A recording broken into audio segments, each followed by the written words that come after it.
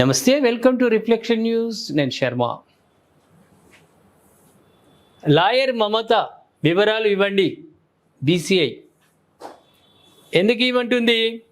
పశ్చిమ బెంగాల్ మాజీ ముఖ్యమంత్రి మమతా బెనర్జీ న్యాయవాది దుస్తుల్లో కలకత్తా హైకోర్టు ముందు హాజరైన కొన్ని గంటల తర్వాత ఆమె లాయర్ వివరాలను ఇవ్వాలంటూ bar council of India BCI రాష్ట్ర బార్ కౌన్సిల్కు లేఖ రాసింది. న్యాయవాదిగా నమోదు, ప్రాక్టీస్ హోదాకు సంబంధించిన వివరాలు కోరింది. అంతకుముందు మమతా బెనర్జీ న్యాయవాది దుస్తుల్లో కోల్కతా హైకోర్టు ముందు హాజరై బెంగాల్లో ఎన్నికల అనంతరం హింసకు సంబంధించిన ఒక కేసులో వాదనలు వినిపించారు. దాంతో మమతా బెనర్జీ మరోసారి హైలైట్ అయ్యారు. దీనిలో భాగంగా ఆమె న్యాయవాది వృత్తికి సంబంధించిన అన్ని వివరాలను తమకు సమర్పించాలని రాష్ట్ర బార్ కౌన్సిల్ ఆదేశించింది. బార్ కౌన్సిల్ ఆఫ్ ఇండియా ఈ అంశానికి సంబంధించి మే 16వ తేదీలోగా అంటే శనివారం లోపు లాయర్ మమత పూర్తి వివరాలు ఇవ్వాలని స్పష్టం చేసింది. 3 సార్లు ముఖ్యమంత్రి అయిన తర్వాత ఆమె ఆ కోటు వేసుకోలేదు. మధ్యలో ఎస్ఐఆర్ సర్వేలో దాని గురించి కొంచెం కోర్టుకు పోయి పోరాటం చేసింది. సొంతగా వాదించింది. ఒక ముఖ్యమంత్రి హోదాలో ఉండి లాయర్గా వాదించింది. ఆ తర్వాత ఇప్పుడు మళ్ళీ ప్రారంభమైంది. ఒకటి ప్రేక్షకులారా, మీకు తెలుసు, మీకు యాదుకున్నది, అత్తారింటికి దారేది సినిమాలో పవన్ కళ్యాణ్ బ్రహ్మానందం అంటాడు, ఏడు నుంచి మొదలుపెట్టినవో మళ్ళీ ఆడికే వస్తావు. యాదుకుంది కదా? ఏడ మొదలుపెట్టినవో, ఏడు నుంచి మొదలైందో నీ జీవితము, మళ్ళా తిరిగి ఆడికే వస్తుంది.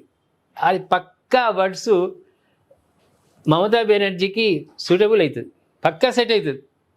ఈమె లాయర్ అంతకుముందు, తర్వాత మెల్లగా కమ్యూనిస్టు పాలనలో ఉద్యమాలు చేస్తూ పోరాటాలు చేస్తూ మెల్లమెల్లగా రాజకీయ చైతన్యంతో అబ్బా మమత అమ్మనే అన్నట్టుగా భావన తెచ్చుకున్నది ప్రజల్లో.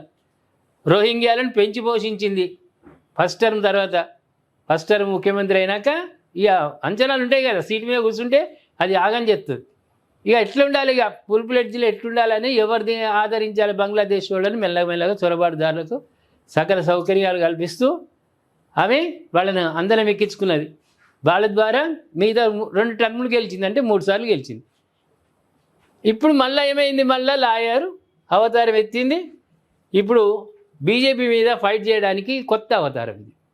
బీజేపీ మీద ఫైట్ చేయడానికి కొత్త అవతారం.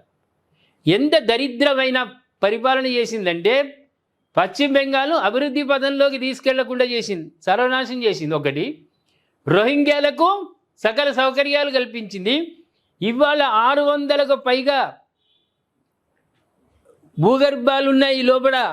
ఆర్మీ వాళ్ళు ఉగ్రవాదులు ఎనీ టైం ఎప్పుడైనా భారతదేశం మీద దాడులు చేయడానికి గ్రామీణ ప్రాంతాలను ఎంచుకొని లోపల గుహల్లాగా ఏర్పాటు చేసుకొని అక్కడ బ్లాస్టింగ్ చేయడానికి కావలసినది సమాచార సేకరణకు సంబంధించిన వైర్లెస్ సెట్లు అన్నీ సమకూర్చుకున్నారు. ఆర్మీ వాళ్ళు ఇప్పటికి దగ్గర 200కు పైగా ధ్వంసం చేసిరు. వాటిని 600 పై చిలుకున్నదట. పశ్చిమ బెంగాల్ ఏ దేశం వేరే దేశంలో ఉందా?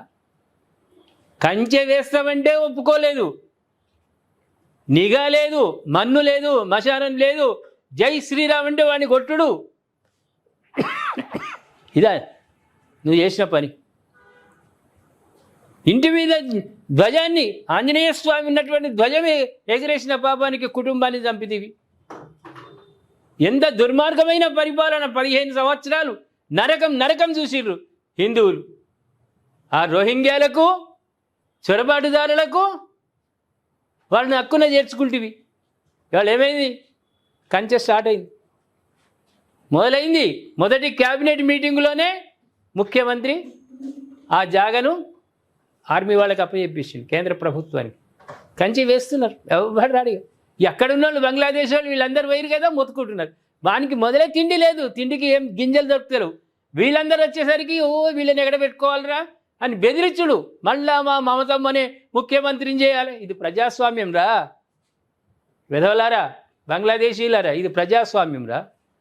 ప్రజలు ఎన్నుకోబడిన వాళ్ళతో పరిపాలించబడతారా. మళ్ళీ మమత రాదిగా, అయిపోయింది, గోవింద దాని పని, ఆమె పని గోవింది. ఇక మళ్ళా రాదు, మళ్ళీ లాయర్ వృత్తే ఆమెది. ఏమంటారు ప్రేక్షకులారా? మమతా బెనర్జీ గారు ఆమె జీవితం ఎడ మొదలైందో మళ్ళీ ఆడికే చేరింది. అవునంటారా కాదంటారా? కామెంట్ రూపంలో తెలియజేయండి. సబ్స్క్రైబ్ చేసుకోండి, షేర్ చేయండి.